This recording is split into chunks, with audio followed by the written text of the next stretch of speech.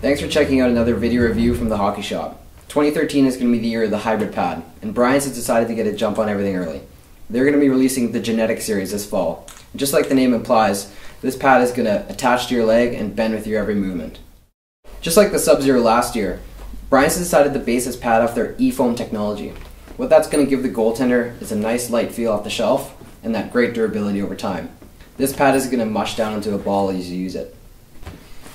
The key difference from last year is Brian's full flex knee system. Basically what that is knee rolls cut out inside the pad.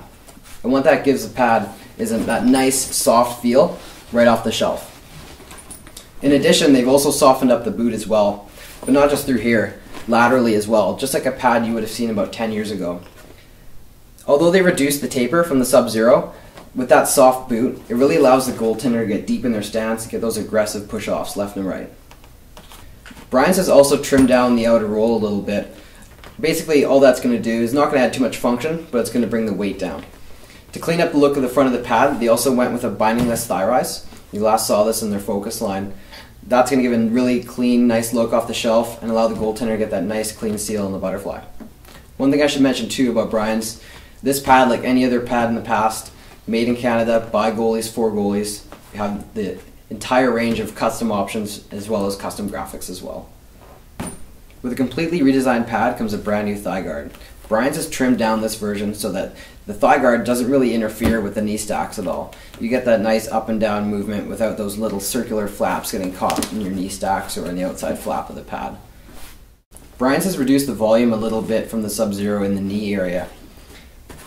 With the knee lock coming through the knee stacks and this piece curving inwards, you're going to get that nice snug fit through here.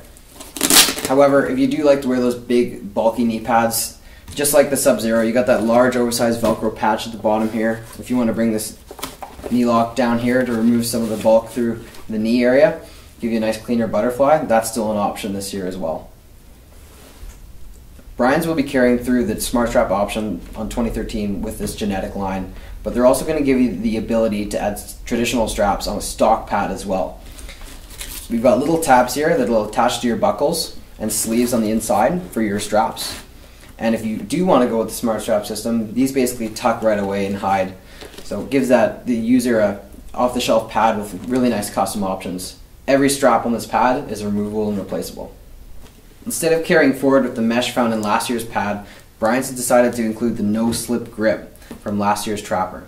This material is actually going to get a little bit more grippy as it gets wet. Again, playing to that tighter, more snug fit that goalies that like soft pads really prefer. With G-Netik comes a brand new design for the Trapper. This Trapper is one of the nicest off-the-shelf feeling gloves most goalies have ever tried. They've accomplished this by doing a couple things. The first is by adding pro padding on the outside.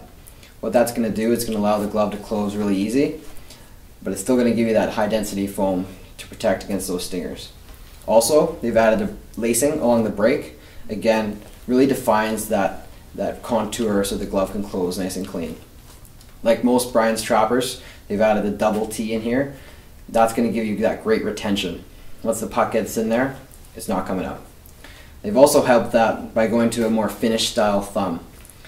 What finish basically means is that there's more of an indent in the thumb. It's going to channel pucks better into the pocket. Once you have it, you're not letting go. Also new in the G-Netik Trapper is a completely redesigned cuff. They've opened up the entire area for much better chest and arm integration and actually added a swiveling adjustment on the wrist. It's going to give you that superior wrist mobility so you can seal up on the butterfly, you can square up to the shooter, pivot back over for a turbo hand grip when you're puck handling, or do anything in between. Brian's has also added some completely unique features on the back of the glove as well. They've removed that GenPro thumb loop and replaced it with a neoprene sleeve. That's going to wick water away much quicker and be a lot more comfortable. They've also included their Ecstatic Silver fiber in the finger stalls as well. Silver has an inherent property of killing bacteria, so you can imagine using a glove like this over time, that stink factor is definitely going to be reduced from a traditional glove. Brian's has gone back to another thick board blocker for 2013 in their G-Netik line. However, they've made some really nice changes to the back. The first you're going to notice is some removable index finger protection. Some guys didn't like the 0G and the protection it had there, ultimately cutting it off Well, customers are going to have that option right off the shelf now with Velcro. It's still got that air pillow design from the Sub-Zero as well for that extra protection. If you find it's a little bit bulky, it can pop right out as well. One of the bigger changes this year is going to be the Armadillo finger protection. You've probably seen this in the Warrior blockers or even the old Bauer Vapor. It's going to wrap right around your fingertips. If you get that puck that rides up the paddle, you don't have to worry with this guy. It's going to have you covered. Similar to the Trapper as well, they've opened up the cuff. Again, it's going to allow that really nice chest and arm integration, and they've actually tweaked the positioning of the hand on the blocker board as well. Move the hand up the board, it's going to reduce some interference with the chest and arm, give you some better coverage down low.